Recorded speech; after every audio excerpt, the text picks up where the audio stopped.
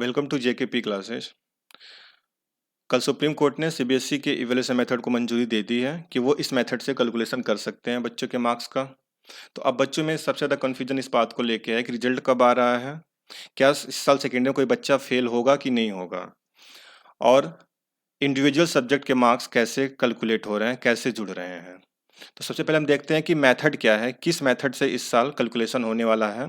तो ये फार्मूला जो है वो फार्मूले को बोलते हैं हम लोग 30-30-40 फार्मूला।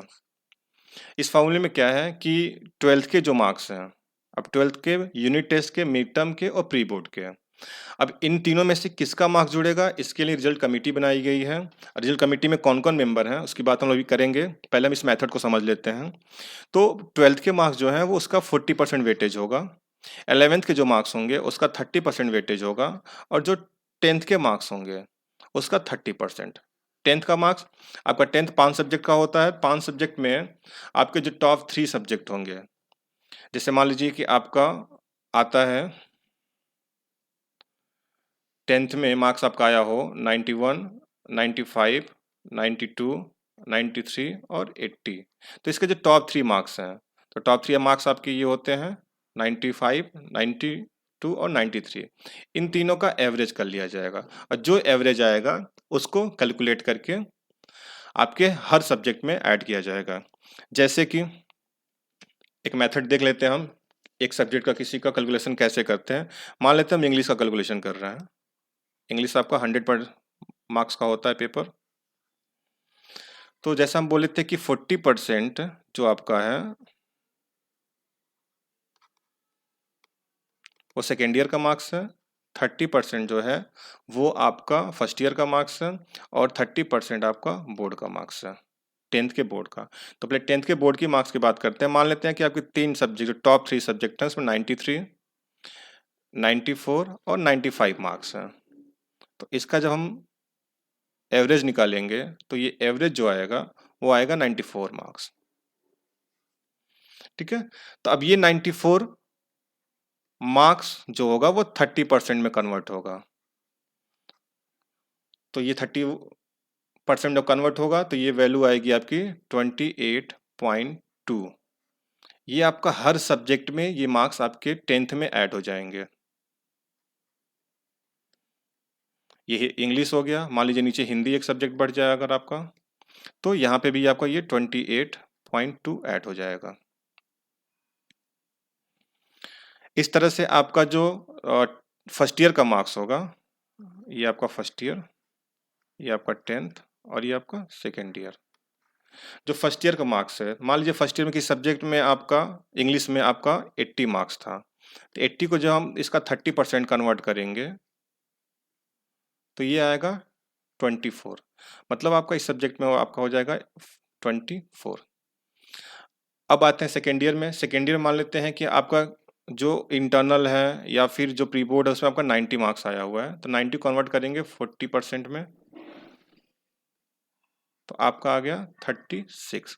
तो ये आपका हो गया 36 मार्क्स।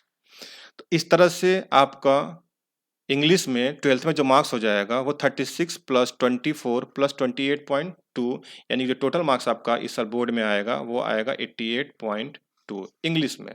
इसी तरह से हिंदी में और बाकी सब्जेक्ट में आपका कैलकुलेट हो जाएगा। अब वो सब्जेक्ट जिसमें आपका प्रैक्टिकल होते हैं तो उनका वेटेज कैसे जाएगा, तो उनको ऐसे काउंट कैलकुलेट कर लेंगे। मान लीजिए कोई सब्जेक्ट है जिसका थियरी में 80 है और प्रैक्टिकल में आपका 20 है, तो प्रैक्टिकल चूंकि ये 12th का ही पार्ट है, तो इसमें आपका जो सेकेंड एक 40% हो जाएगा वो 32 हो जाएगा, 32 प्लस 20 आपका कन्वर्ट हो जाएगा 52 मार्क्स हो जाएगा।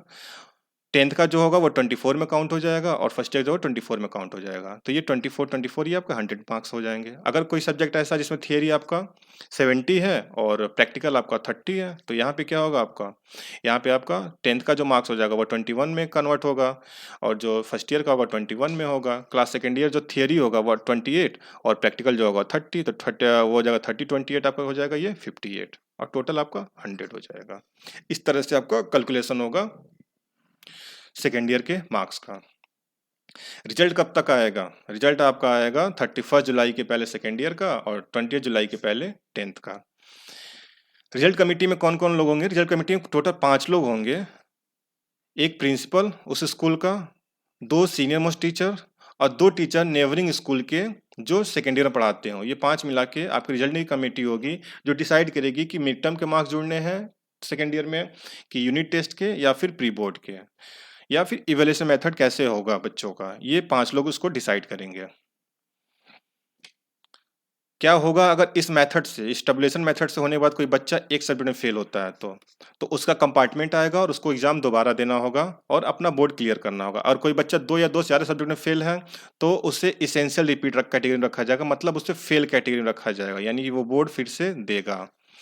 अगर कोई बच्चा मार्क्स से सेटिस्फाई नहीं है तो वो दोबारा जब बोर्ड एग्जाम कंडक्ट करा रहा है तो आप बोर्ड दे सकते हो, अपना मार्क्स इम्प्रूव कर सकते हो।